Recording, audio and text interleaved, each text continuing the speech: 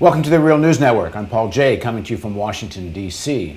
On Tuesday, in Tehran and throughout Iran, protests against the Iranian government continued, with battles with the police continuing. The government crackdown on the protest has intensified. Speaker of Parliament Ali Larijani spoke to reporters after the rally on Tuesday, and he asked authorities to, quote, show no mercy. He said Parliament wants the judiciary and intelligence bodies to arrest those who insult religion and impose the maximum punishment on them without reservation. He went on to attack the United States and the UK for gross interference in Iranian affairs, for supporting and suggesting organizing the demonstrations. Here's what he said. Washington's behavior during the past few months was nothing but an opportunist attempt to harm the national interest of Muslim Iranians. That goes for its childish interference in our internal affairs and its duplicitous gestures on the nuclear issue. Joining us now to give his interpretation of the events in Iran is Nader Hashemi. He teaches Middle Eastern politics at the University of Denver. Thanks for joining us, Nader. Glad to be with you. So first of all, from a factual point of view, as well you know it, you're in Toronto, but you're reading Farsi press and you're watching as much TV coverage as you can, I assume. What's been going on the last couple of days? Well, the big day was Sunday, where we saw some of the most widespread protests against the stolen election, against the regime. And what I think has characterized these protests, what's unique about them, is the intensity of the slogans, really forgetting the figure of Mahmoud Ahmadinejad and zeroing in on the supreme leader. Also, the numbers of people who have turned out on the streets are some of the largest crowds that have turned out over the last 6 months. And also the geographic location of these demonstrations have spread. They're no longer simply concentrated in Tehran, but they are taking place in other major cities and towns. And also the class composition, I think, is something to note. People from, I think, different segments of Iranian society, the more religious segments of society who are participating in these protests. So it's been a very hot few days in Iran, and the latest news coming from Tehran today is there's been a widespread crackdown arresting senior political and civil society leaders, human rights activists. Thousands have been reported arrested from opposition websites. And also, the other big piece of news is that the nephew of the senior opposition figure, Mir Hossein Mousavi, was killed, and the recent report has indicated a statement from the Tehran police acknowledging that his death wasn't a random act, but he was in fact assassinated and fell as a result of a deliberate attack on him and by extension the opposition leadership. Did the police say who did the shooting? No, that's under investigation, but the general interpretation over the death of the nephew of the opposition leader is that this was a targeted assassination as a way of sending a very clear message to the leadership of the reform movement that the stakes have changed, and that if they don't cease and withdraw from condemning the state of politics in Iran, speaking out against the electoral fraud, that the cost to the senior leadership will be will increase. Larijani is accusing most of the United States, to some extent Britain, of instigating, organizing, supporting, and ties this to the nuclear issue, which he says essentially is there's a position which is so hypocritical on the basis from the West. What do you make of this? Well, I think it's a sign of frustration that the regime obviously can't look inward to its own failed policies, and so it does what other authoritarian regimes and other societies in different times have done, and they blame their domestic and political problems on external forces.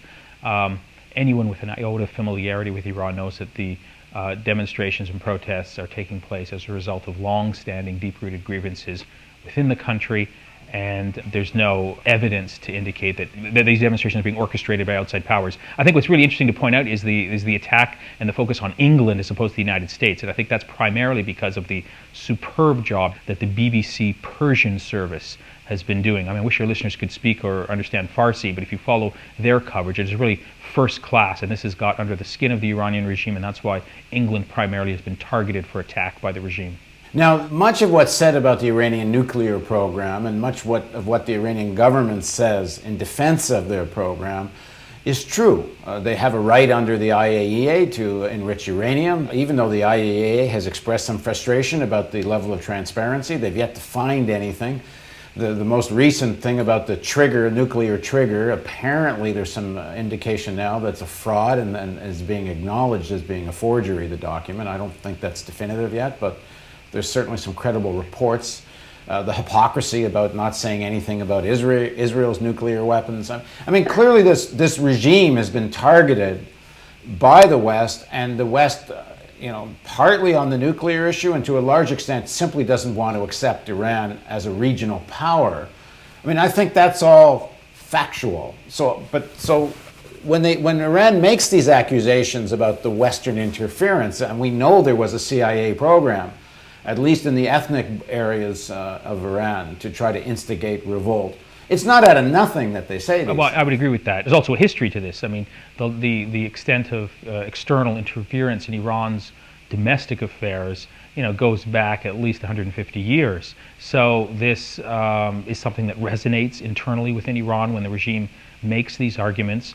And, from an international relations perspective, Iran is being targeted because it's an independent player. It's not allied with the United States, and so its nuclear program is cause of great concern, while Pakistan's program doesn't have a program, it actually has nuclear weapons, is completely off the radar screen in terms of discussion and concern. And if one was really concerned about a government falling and nuclear weapons falling into the hands of terrorists or fundamentalists, it would be you would expect Pakistan to have greater come under greater scrutiny. But because the regime in Pakistan, the government of Pakistan, is allied with the United States, their nuclear weapons are perfectly okay, while those that Iran might be developing come under incredible amount of scrutiny. You don't hear that, what you're saying, coming from, very often, from the opposition movement, this sort of defense of Iran's sovereignty on the nuclear issue. Is that because the Western press isn't reporting it, or are they not articulating that? Well, I think it's a point of friction. I think if the Western press listens to what the opposition movement says with respect to Iran's nuclear program, they probably wouldn't like what they're hearing. There's a basic national consensus in Iran on this question, that Iran does have the right to pursue its own independent nuclear energy program.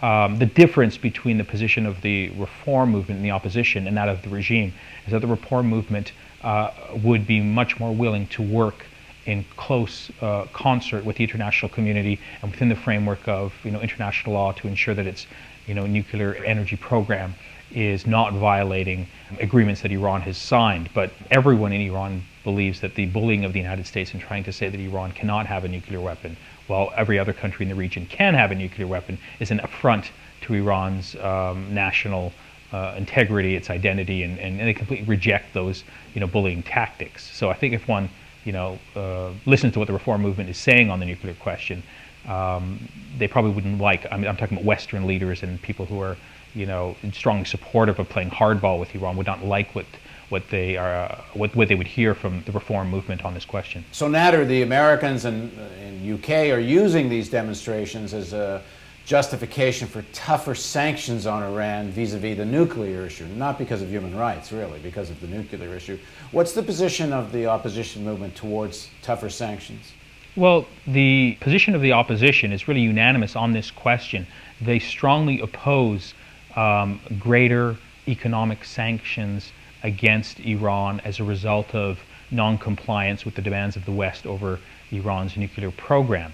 But what the opposition does favor is carefully calibrated and directed sanctions that would target the senior leadership of the regime to make it much more difficult for them to travel abroad, to engage in monetary transactions. I think if the international community were to pursue those types of sanctions, they would get the support of the opposition. But the opposition is strongly opposed to broad economic sanctions on Iran because the people at large will be the primary victims of those sanctions. But the sanctions you're suggesting are based on human rights, and the United States, if they wanted to do sanctions based on human rights, would certainly get no support at all from Russia or China, and obviously rather hypocritical given all the countries from Saudi Arabia to Egypt and so on that the Americans don't have sanctions against that violate human rights, including China.